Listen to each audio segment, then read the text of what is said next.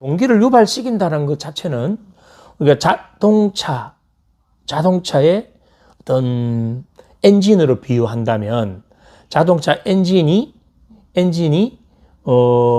계속적으로 에너지를 낼 수 있게 만들려면 안에서 연료가 계속 타서 힘을 내야 되거든요.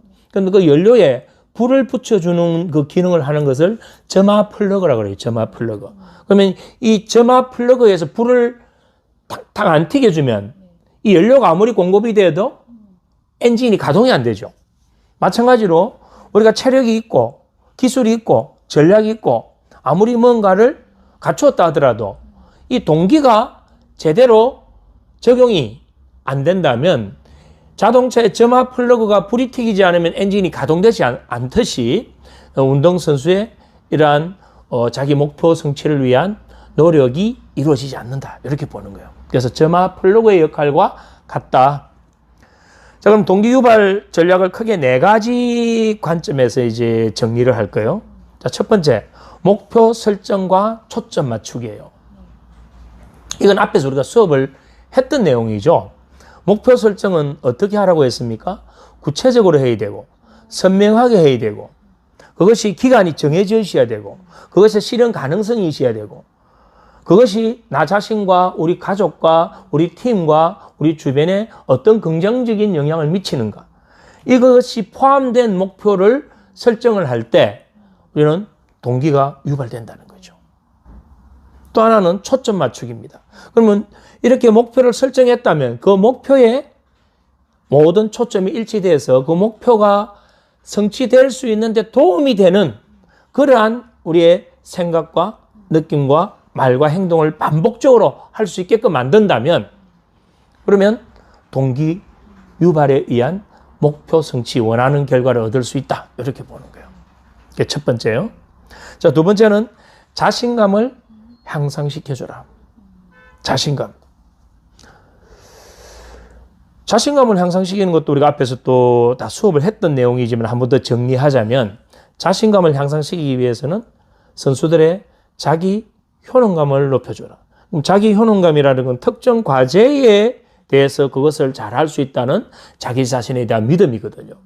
이러한 특정 과제를 잘할 수 있다는 자기 자신의 믿음이 일반화되었을 때 다른 모든 영역에서도 나는 잘할 수 있다라는 자신에 대한 믿음이 생긴다면 그걸 자신감이라고 하거든요.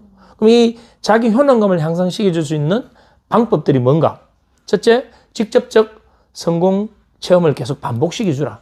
그러면 모든 훈련 과정들을 어떻게 만들어줘야 된다는 겁니까? 성공 경험으로 만들어주라. 새로운 기술을 배워서 내가 모르는 것을 아는 것도 성공 경험이고, 내가 어떤 훈련 과정에서 뭔가 성공을 했다면 그것도 모든 게 직접적 성공 경험이다. 그러면 내가 했는데 안 됐던 것, 실수했던 것, 실패했던 것, 그것조차도 전부 다 뭘로 만들어주라? 성공 경험으로 만들어주라. 그때 그걸 실수나 실패했던 것을 성공 경험으로 선수가 받아들이게 만들려면 코치가 거기에 피드백이 들어가줘야 되죠. 이번에 실수를 통해서 내가 얻은 것은 무엇인가? 내가 무엇을 배웠는가? 그렇다면 이 실수는 하나의 과정이고 여기 이 실수 과정에서 얻었던 새로운 어떤 깨달음이 있다면, 피드백이 됐다면 그것은 하나의 성공 경험이 될 수 있다. 그것까지 해줘야 된단 말입니다. 간접적 성공 경험, 또 언어적 어떤 칭찬과 격려, 피드백을 해주라. 특히 바람직한 어떤 행동을 했을 때 즉시 강화가 들어가가지고 그러한 어떤 감각을 선수가 반복해서 느끼도록 만든다면 그것도 자신감을 향상시키는 데 아주 도움이 된다.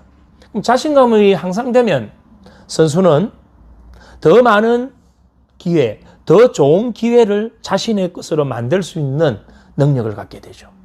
자신감이라는 게 그래서 중요한 겁니다. 자신감이라는 게. 그리고 이 자신감은 선수의 초점을 일치시켜 줍니다. 자신이 원하는 그 목표에 초점을 일치시켜서 그 목표를 달성하기 위해서 자신의 모든 자원과 에너지를 총동원할 수 있게 만들어주는 것이 자신감이죠. 그래서 자신감은 너무나 중요하다. 그럼 자신감이 낮으면 어떻게 되는가?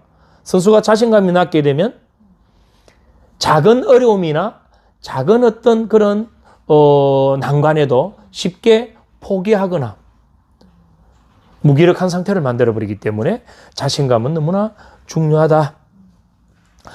그리고 자신감이 낮은 선수들이 갖는 신념이 있어요. 뭐냐면 부정적 자기 제한 신념을 갖게 됩니다. 부정적 자기 제한 신념을 갖추게 되면 자기 안에 있는 수많은 그런 가능성과 잠재 자원을 만나지 못하게 돼요. 운동선수는 타고나는 게 아니잖아요. 만들어지는 거거든요. 훈련을 통해서 만들어지는 거예요. 그런데 훈련을 통해서 만들어진다는 것은 결국 자기 안에 있는 더 많은 가능성과 잠재력을 더 이끌어내야 되는데 자신감이 결여되었을 때는 그러한 자기 제한 신념에 갇히기 때문에 그것과의 단절을 가져오죠. 자, 세 번째 동기유발 전략은 책임감을 부여해 주는 겁니다. 자, 책임감을 부여해 준다는 건 뭐냐면 운동 훈련 과정을 계획할 때 선수를 동참을 시키는 거예요. 또는 동참 내지 거기에 대한 충분한 설명, 선수들의 이해와 협조가 담보가 되어줘야 되는 거예요. 그래서 선수들이 이건 내가 스스로 이걸 해야 된다. 뭐를 높여주냐면 내적 동기를 높여주고 스스로 해야 되는 자결성을 향상시켜 줘야 되는 거죠. 그래서 스스로에게 어떤 책임감을 갖도록 만들어준다면 굳이 억지로 끌고 갈 필요가 없다 이 말입니다. 그럼 코치는 뭘 해줘야 되는가? 책임감을 부여해주고 나서 끊임없는 관찰을 해야 돼요. 끊임없는 확인을 해야 돼요.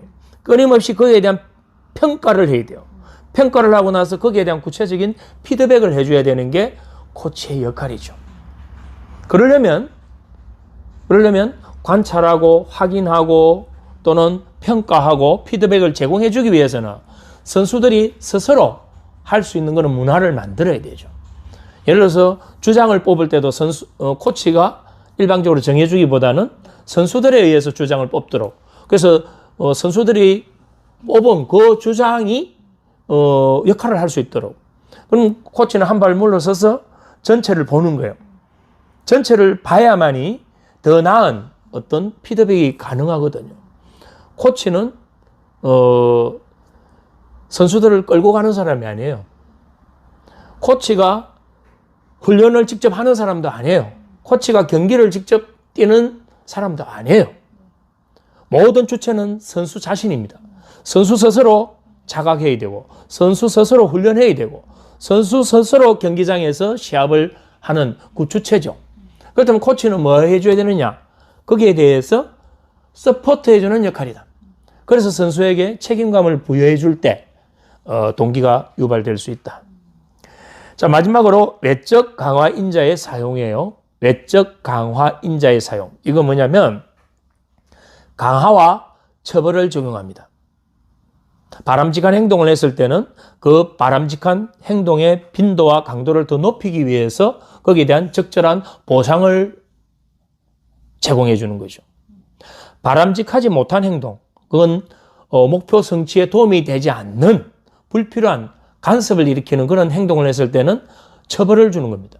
그 처벌을 통해서 그러한 행동을 할 수 있는 빈도를 낮춰주는 거예요. 그래서 강화와 처벌을 적용시킵니다.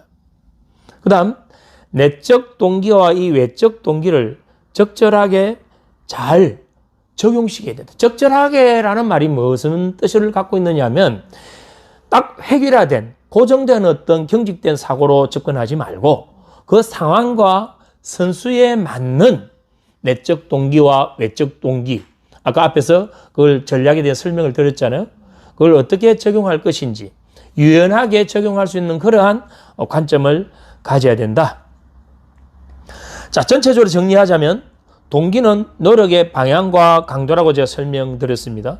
그럼 이 동기, 노력의 방향과 강도가 내 목표 성취를 위해 도움이 되는 것에 초점이 일치되어야 되고, 그래서 목표 성취에 도움이 되는 모든 행동은 다 하게 만들어야 되고, 도움이 되지 않는 행동은 모두 차단시켜줘야 된다. 거기에서 이 동기는 너무나 중요한 역할을 한다. 이렇게 하면 이제 동기에 대한 전체 과정이 다 정리가 되는 거예요.